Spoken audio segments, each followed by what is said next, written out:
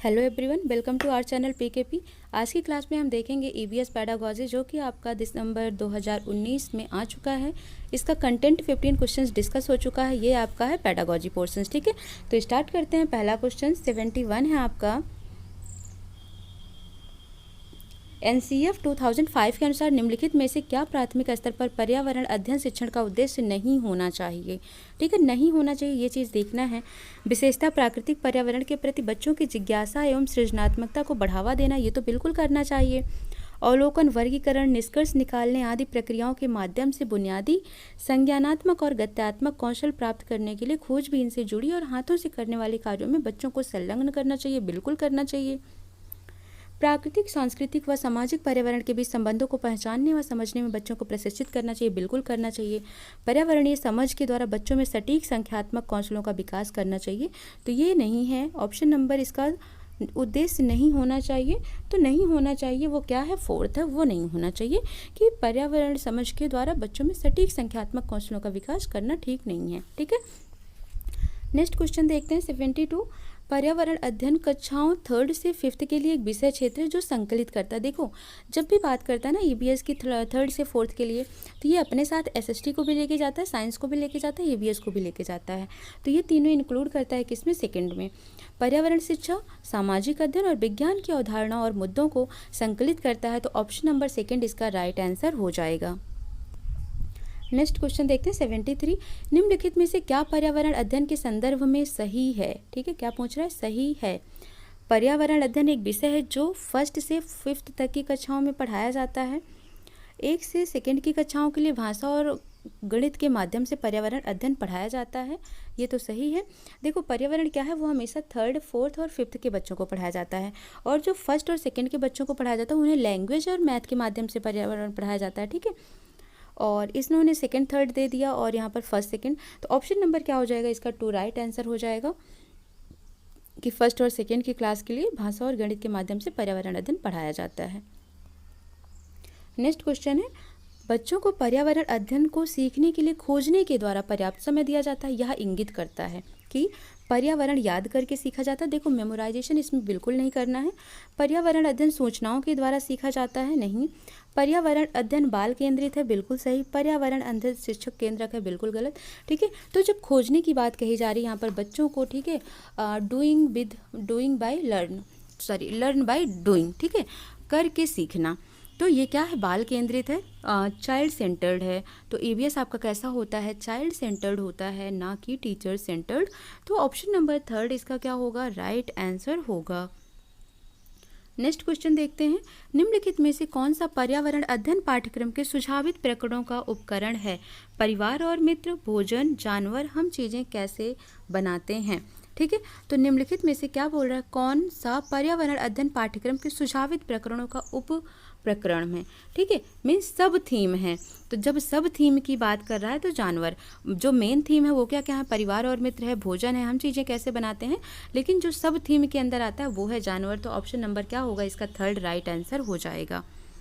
Next question देखते हैं, निम्नलिखित में से क्या पर्यावरण अध्ययन के शिक्षक के लिए वांछनीय गतिविधि है। विभिन्न कक्षाओं के बहुसांस्कृतिक क्षेत्रों को संबोधित करना, बिल्कुल सही। पर्यावरण अध्ययन की अवधारणाओं से बच्चे संबंधित महत्वपूर्ण सूचनाओं को बच्चों को देने के लिए प्रेरित करना। पर्यावरण अध्ययन के 6 प्रकरणों को रेखीय आयोजन करना, केवल पाठ्य पुस्तकों पास। देखो, इसमें क्या पूछा, वांछनीय पूछा है ना, डिजायरेबल प्रैक्टिस। तो ऑप्शन नंबर 1 हो जाएगा कि मल्टी कल्चर डायमेंशंस को क्या करना है, यहाँ पर संबोधित करना है। तो ऑप्शन नंबर 1 इसका राइट आंसर हो जाएगा, बहुसांस्कृतिक क्षेत्रों को संबोधित करना, ठीक है। नेक्स्ट क्वेश्चन देखते हैं 77। निम्नलिखित में से क्या पर्यावरण अध्ययन में बच्चों के द्वारा ज्ञान की रचना में महत्वपूर्ण है। अब यहाँ पर देखो, बच्चों का सक्रिय भाग लेना, बिल्कुल। बच्चों के समुदाय के सदस्य, ठीक है। पर्यावरण अध्ययन की पाठ्यपुस्तकें, बिल्कुल सही। पर्यावरण अध्ययन की पाठ्यपुस्तक में दी गई व्याख्या और परिभाषा, तो ये नहीं है उनकी ज्ञान की रचना में, बाकी तीनों ही हैं, उनको लर्निंग ज़्यादा नहीं करवाना होता है। तो ABC इसका राइट आंसर हो जाएगा। ऑप्शन नंबर 1 इसका राइट आंसर हो जाएगा। नेक्स्ट क्वेश्चन देखते हैं, बच्चों को पर्यावरण अध्ययन सीखने में प्रभावशाली तरीके से जोड़ा जाता है। नरेशन तो बिल्कुल सही है, स्टोरीज, कहानियाँ भी बिल्कुल सही है। शिक्षक के द्वारा अवधारणाओं की प्रभावशाली व्याख्या। देखो एक्सप्लेनेशन बच्चे सुनना नहीं चाहते हैं क्योंकि छोटी क्लास के बच्चे हैं, वो क्या समझेंगे। शिक्षक के द्वारा अवधारणाओं का प्रभावशाली प्रदर्शन और व्याख्या, तो इसकी भी बात सही नहीं है। तो किस बेहतर तरीके से, बच्चे क्या होते हैं नैरेटिव तरीके से सीखते हैं, वृत्तांत कहानियाँ सुनाओ उन्हें, वो रोचक तरीके से उसको अच्छे से सीख सकते हैं। तो ए और बी इसका राइट आंसर है ऑप्शन नंबर 2, जिसमें ए और बी दिया हुआ है, तो ये आपका करेक्ट आंसर हो जाएगा। नेक्स्ट क्वेश्चन है, पर्यावरण अध्ययन के शिक्षक के द्वारा बच्चों को जानवरों का अवलोकन और उनका चित्र बनाने को प्रेरित करने का उद्देश्य है। बच्चों में सृजनात्मक विकास करना, बच्चों में अवलोकनात्मक और रचना कौशलों का विकास, बच्चों में सौंदर्यगत संवेदना का विकास करना।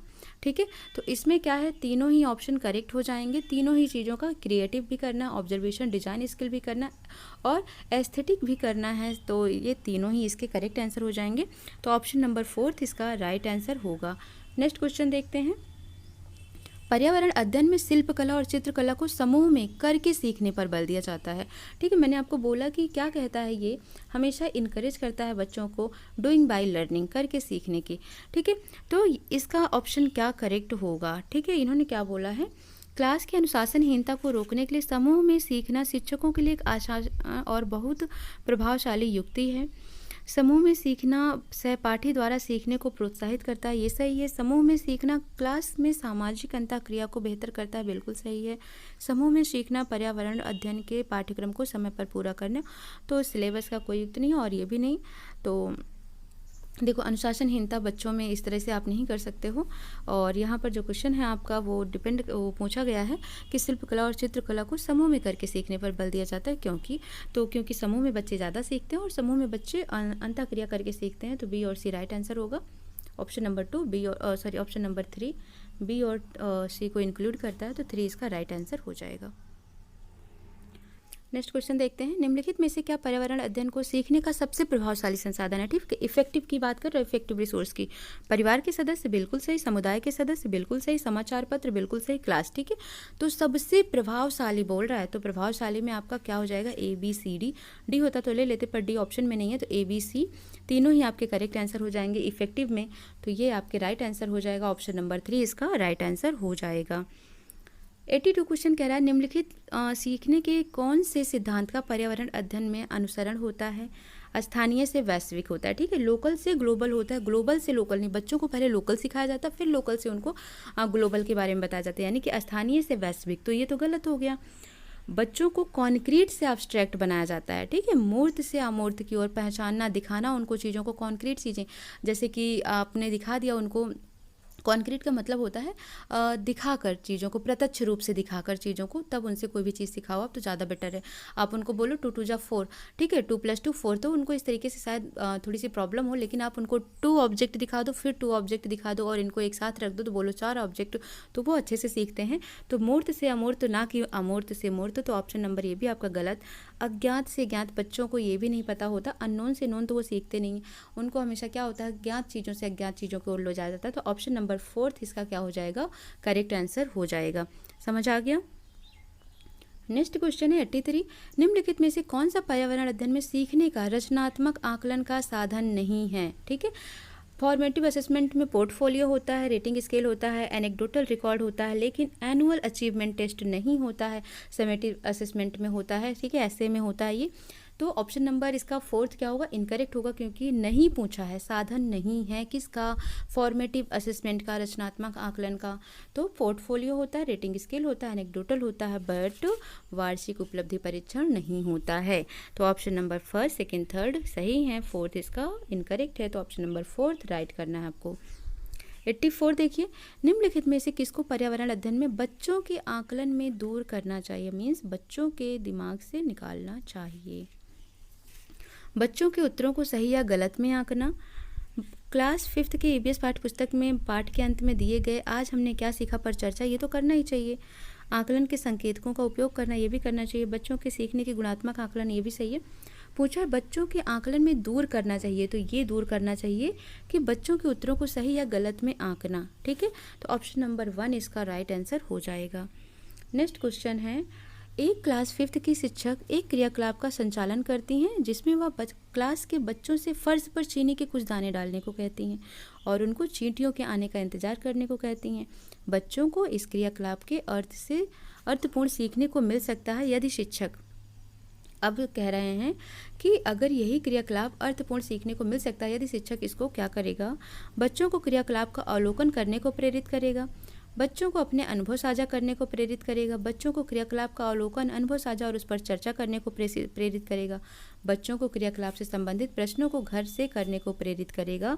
तो इसका करेक्ट आंसर थर्ड हो जाएगा, बच्चों को क्रियाकलाप का अवलोकन, अनुभव साझा और उस पर चर्चा करने को प्रेरित करके कहा जा सकता है वो इसको अर्थपूर्ण तरीके से सीखेंगे। तो ऑप्शन नंबर थर्ड इसका क्या होगा, राइट आंसर हो जाएगा। तो इस तरीके से आपका ईवीएस का 15 क्वेश्चंस पेडागोजी के कंप्लीट हो जाते हैं, जो कि आपका दिसंबर, अभी जो जल्द में ही पेपर हुआ था दिसंबर 2019 में हुआ था उसका है। ठीक है, तो आप करते रहिए। आपका एक और बचा हुआ है सीरीज़ में जो कि आपका जुलाई 2019 का था, तो उसको हम कर लेंगे। तो इस तरीके से आपका ईवीएस का सीरीज, आप अगर ईवीएस की जितनी भी वीडियोस मैंने डाली है पेडागोजी प्रीवियस ईयर के, पेडागोजी और कंटेंट प्रीवियस ईयर के, और प्लस कंटेंट के जो वीडियो एनसीईआरटी बेस्ड हमने बना रखी है, अगर आप इनको कर लेते हो तो 30 में आपके डेफिनेटली 28+ मार्क्स आ ही जाएंगे। ठीक है, इसमें कोई भी दुविधा नहीं होनी चाहिए। ठीक है, तो मिलते हैं नेक्स्ट क्लास में। आप वीडियोस को लाइक शेयर सब्सक्राइब जरूर कर दीजिएगा।